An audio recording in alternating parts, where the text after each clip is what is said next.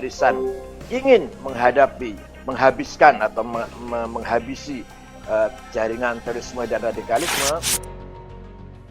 Mendukung pelarangan Wahabi di Indonesia karena sebagai pintu masuk terorisme. Paham Wahabi sangat dekat dengan Khawarij. Amat sangat dekat. Ciri-ciri mereka adalah memaksakan apa yang mereka pahami kepada orang lain. Maka karena itulah muncul orang-orang yang saat ini kita sebut sebagai kelompok kadrun, yaitu kelompok yang senantiasa membuat onar dan gaduh di negeri ini.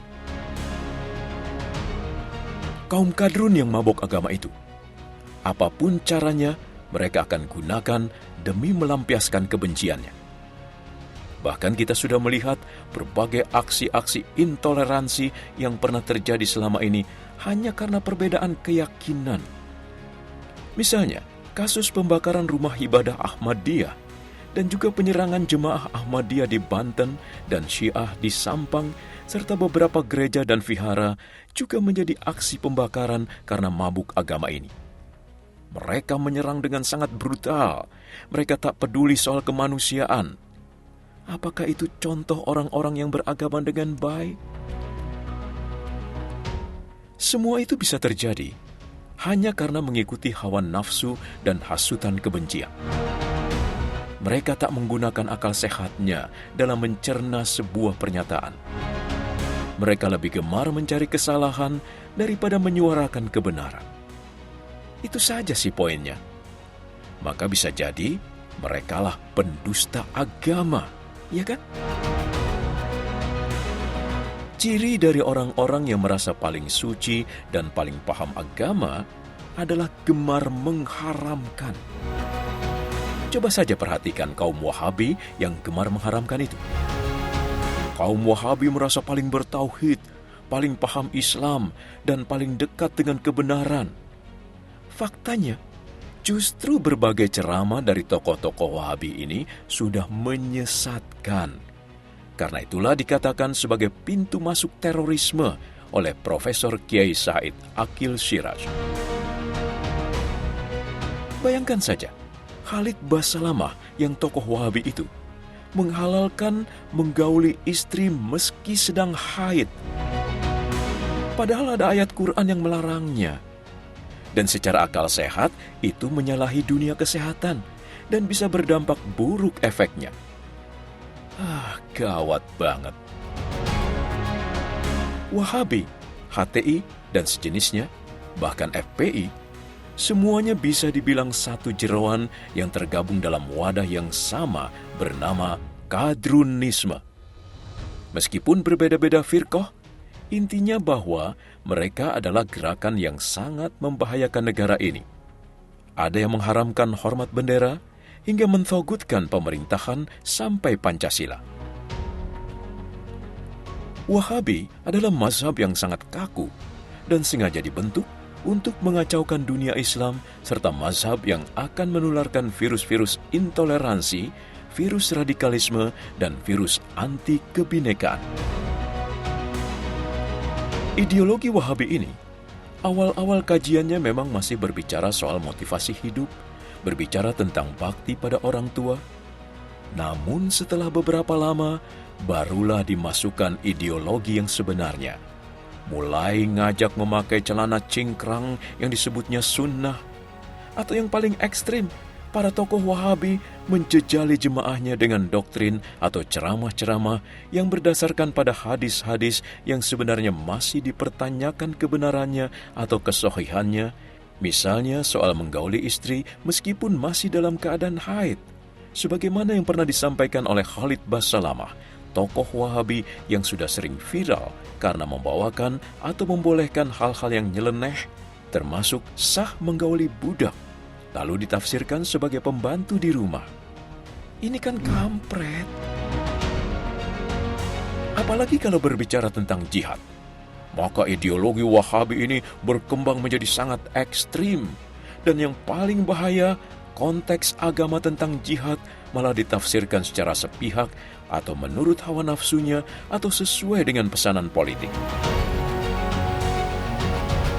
Saya yakin seyakin-yakinnya, NU, Jamiah Nahdlatul Ulama, dan ormas lain yang satu barisan dengan keislaman yang moderat dan rahmatan lil alamin adalah benteng terakhir yang akan melawan pergerakan kelompok Wahabi di negeri ini.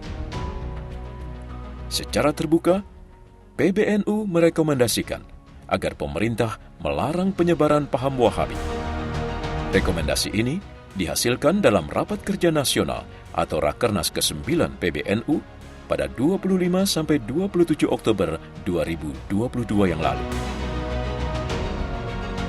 Menurut Ketua PBNU Bidang Keagamaan, Ahmad Fahru Rozi, menyebut Wahabi yang dimaksud adalah Wahabi garis keras yang takfiri, yakni mengkafirkan kelompok lain meskipun seagama, hanya karena perbedaan pandangan dan penafsiran terhadap dalil. Menurut dia, rekomendasi ini bertujuan agar masyarakat bisa hidup berdampingan satu sama lain dan terciptanya harmoni di negeri ini. Saya sangat setuju dan sependapat dengan pernyataan tersebut. Wahabi jelas-jelas kaku. Coraknya tidak bisa membuat bahagia pemeluknya, atau pemahamannya yang mengatasnamakan Islam atau bawa-bawa Islam, tetapi menciptakan permusuhan dan horor di dalam tubuh Islam. Jadi bisa dibilang, aliran Wahabi ini adalah penumpang gelap dalam Islam. Padahal kan Islam itu sudah dibilang adalah rahmatan lil alamin, bukan mengharamkan seluruh semesta alam, iya kan? Sekarang kita bisa tarik benang merahnya. Kenapa Wahabi sangat jelas sebagai ideologi yang berbahaya dalam dunia Islam dan dunia secara umum? Karena amat jelas, corak yang dibawa dan disebarkan aliran Wahabi ini sangat meresahkan. Dan kita saksikan bagaimana Khalid yang dari Wahabi ini begitu terang-terangan mengharamkan wayang dan bahkan musik.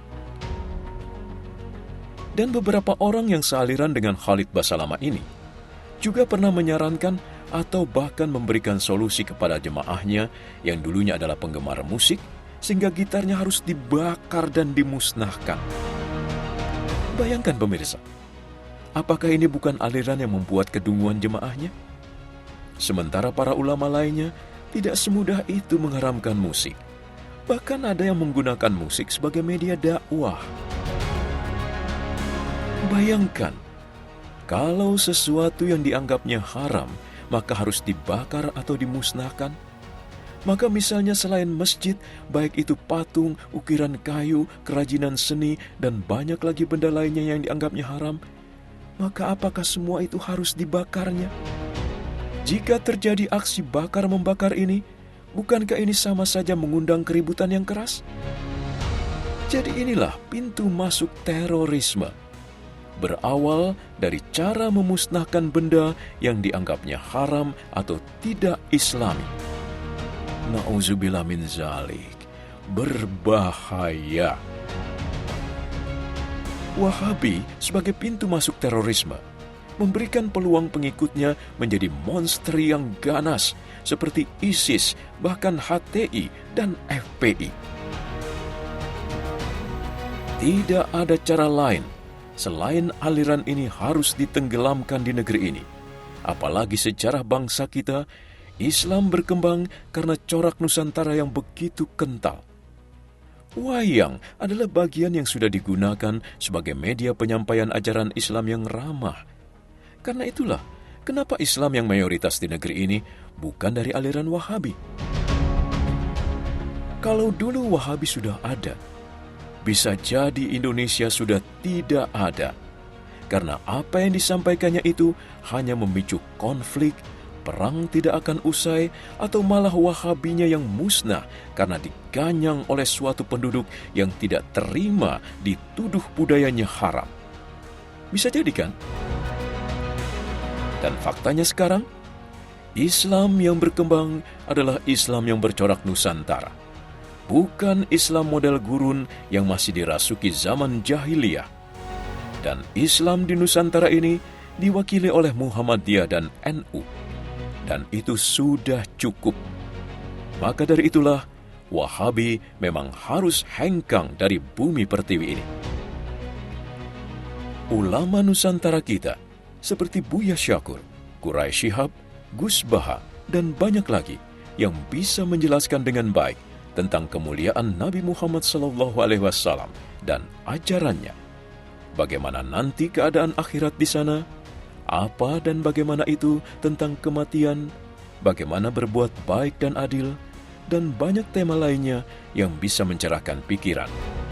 Jadi kita tidak perlu aliran Wahabi yang hanya membuat otak membeku dan pikiran yang menanamkan bibit-bibit terorisme atau horor, yang gemar mengharamkan dan mengkafirkan, yang pura-pura saja taat pada pemerintah agar dapat untuk mengharamkan budaya bangsa.